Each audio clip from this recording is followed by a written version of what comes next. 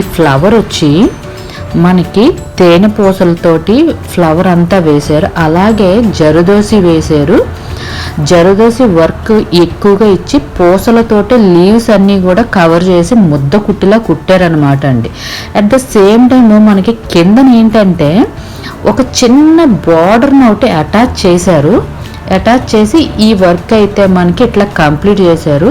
Sorry అంతా కూడా మనకి ఆరెంజ్ కలర్తో ఉంటుంది కాబట్టి ఆరెంజ్ కలర్ని అక్కడక్కడ హైలైట్ చేశారనమాట అండి. మనకి ఇంకా అక్కడక్కడ ఏం చేశారంటే లైట్ గోల్డ్ కలర్ చిప్స్ తోటి కూడా వర్క్ చేశారండి.